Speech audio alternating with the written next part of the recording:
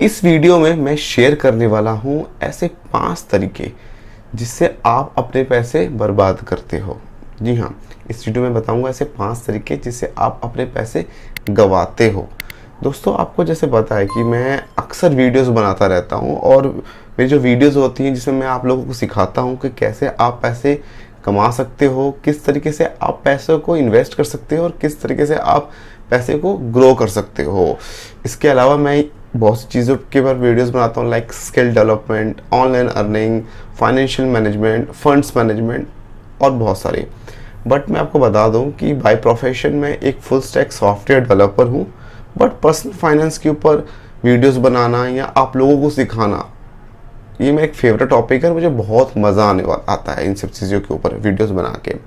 तो ये वीडियो उन लोगों के लिए है जो लाइफ में पैसा गंवाना नहीं चाहते। ये वीडियो थोड़ी अलग होने वाली है पहले वीडियो से, क्योंकि अक्सर मैं वीडियोस बनाता हूँ जिसमें मैं सिखाता हूँ आप कैसे पैसा कमाओ, कैसे इन्वेस्ट करो और कैसे अपने पैसे को ग्रो करो।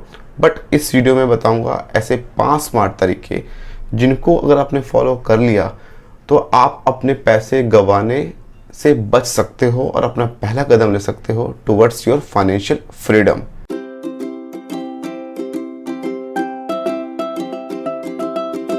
First, buying things impulsively without any planning और जीरो प्लानिंग।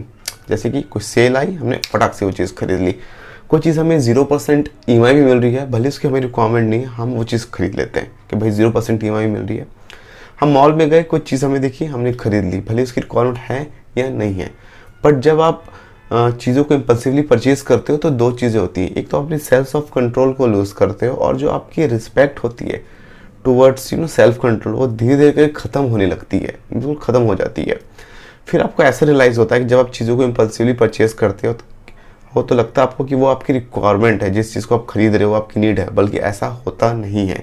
एग्जाम्पल के तौर पर बताता हूँ, आपने क्या किया, आपके पास एक अच्छा खासा फ़ोन है और आप कहीं मॉल में गए, आपने देखा कि वहाँ कोई 1 लाख का फ़ोन 0% EMI पे मिल रहा है, जो तकरीबन मान के चलो आपने 1 साल की EMI 6 महीने की EMI कराई, जो 15 से 17 या 20 हज़ार के अराउंड थी। आपने वो चीज़ खरीद ली। अब अपनी 15-17 हज़ार की EMI आप पे कर सकते हो, आई कैन अंडरस्टैंड। बट यहाँ पे होता क्या है कि शायद उस चीज़ की आपको रिक्वायरमेंट नहीं थी, और जब आप 15 से 17 हज़ार रुपये हर महीने एक उस चीज़ के लिए पे कर रहे हो EMI के फॉर्म में, जिसकी आपको नीड ही नहीं थी, तो इससे बहुत सी चीज़ों पे इम्पैक्ट पड़ता है। शायद आपकी मंथली इन्वेस्टमेंट पे इम्पैक्ट पड़ सकता है, जो आप शायद पैसे फंड्स में लगा रहे हो, म्यूचुअल फंड्स में या स्टॉक्स में इन्वेस्ट कर रहे हो, या किसी भी डिजिटल एसेट्स या किसी भी फिजिकल एसेट्स, तो आपकी इन्वेस्टमेंट इम्पैक्ट पड़ सकता है, के ऊपर इम्पैक्ट पड़ सकता है। आपकी सेविंग्स के ऊपर इम्पैक्ट पड़ सकता है, आपकी एमरजेंसी फंड्स हैं उनके ऊपर इम्पैक्ट पड़ सकता है। तो अक्सर जैसे मैंने पहले वीडियोस बनाई हुई हैं, आप 50-30-20 रूल्स को कोशिश करो कि आप फॉलो करो। मीन्स आपके टोटल इनकम का 50% आप अपनी रेगुलर या बेसिक नीड्स के ऊपर खर्च करो, जो आपके रेगुलर एक्सपेंसेस है, लाइक आपका खाने पीने का खर्च हुआ, आपकी इलेक्ट्रिसिटी बिल हुई, आपकी कार की फ्यूल एक्सपेंसेस हुई, बच्चों के स्कूल की फ़ीस हुई। 30% जो आपकी एक्चुअल इनकम का है उसे आप अपनी वांट्स या डिज़ायर पर खर्च कर सकते हो। मीन्स अगर आप एक महीने में 1 लाख रुपए कमाते हो तो 30 हज़ार रुपये आप इजीली अपनी वांट्स या डिज़ायर्स के ऊपर खर्च कर सकते हो, और रेस्ट 20% जो आपका फंड बचा उसे आप इन्वेस्ट करो, उसे इन्वेस्टमेंट में डालो। तो buying things impulsively affects our money allowed, और इसकी वजह से होता ही है कि हम कहीं ना कहीं अपने पैसे को बर्बाद कर रहे होते हैं। जो लोग क्रेडिट कार्ड्स या सिमिलर प्रोडक्ट्स को यूज़ करते हैं, हमने अक्सर देखा है कि अपनी पेमेंट को बहुत से कम लोग होते हैं जो टाइमली पे कर पाते हैं। और आपको पता होगा कि जो क्रेडिट कार्ड का लोन होता है वो हमारी ज़िंदगी का सबसे एक्सपेंसिव लोन होता है। लमसम तकरीबन 30 से 40% पर एनम का इंटरेस्ट रेट हम पे चार्ज होता है। इनिशियली शायद हमें ये अमाउंट छोटा सा लगे कि शायद एक छोटा अमाउंट है, बट जैसे आप इसे लॉन्ग टर्म में देखोगे तो वो काफ़ी बड़ा अमाउंट हो सकता है, काफ़ी बड़ा अमाउंट होता है।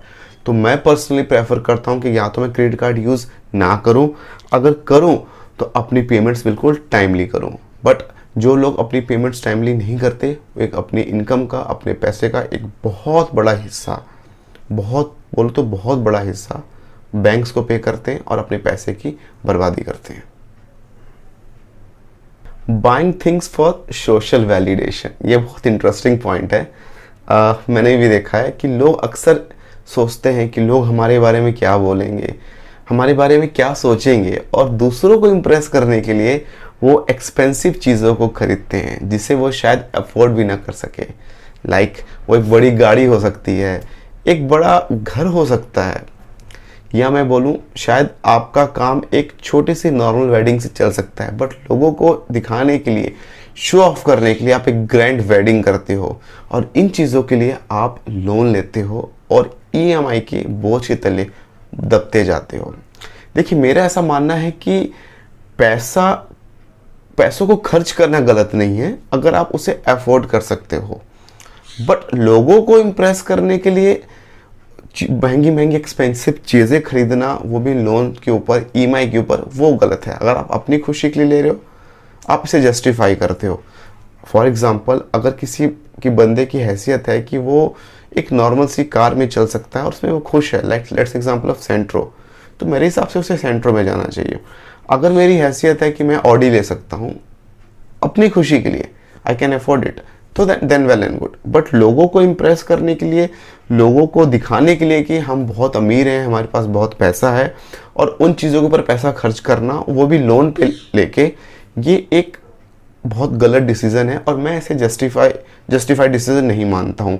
हम सबको ऑब्जेक्टिव होना चाहिए, हमें अमीर बनना है, ना कि अमीर दिखना है। बट आज की जनरेशन में, आज के लोगों को आप देखोगे कि लोग अमीर दिखने के ऊपर ज़्यादा फोकस्ड रहते हैं rather than अमीर होने के बजाय, और अमीर दिखने के लिए वो तरह तरह के लोन्स ले लेते हैं। बहुत लोन होता है, कुछ कोई गाड़ी का लोन है किसी के ऊपर, किसी पर घर का लोन है, किसी पर कुछ, किसी के पास वेकेशन लोन्स चल रहे हैं, कोई ट्रैवल कर रहा है, कोई टूर कर रहा है। बट मैं ऐसा मानता हूँ कि लोगों को दिखाने के लिए या लोगों के सामने अमीर बनने के लिए अगर आप महंगी चीज़ें खरीदते हो, अगर वो आपकी हैसियत के बाहर है, तो ये गलत है। Fourth is investing with fear और ग्रीड।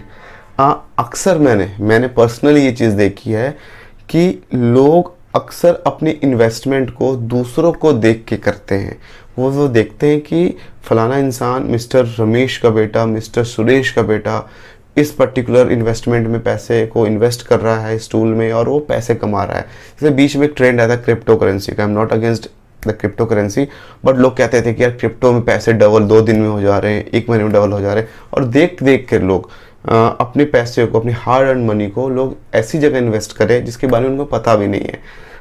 और सच में बोलूँ, मुझे हंसी आती है ऐसे लोगों के ऊपर जो without any knowledge, without any research अपने पैसों को उन जगह पे लगाते हैं दूसरों को देख के, इस उम्मीद में कि हमारे पैसे दुगने तिगुने या मल्टीप्लाई होंगे। पर सच बोलूँ, अगर आप ऐसा कर रहे हो कि दूसरों को देख के अपने पैसे इन्वेस्ट कर रहे हो उन चीज़ों में, उन इंस्ट्रूमेंट्स में जिसके बारे में आपको बिल्कुल भी नॉलेज नहीं है, तो आप अपने पैसे गंवा रहे हो। तो ऐसा करने से आप बचें।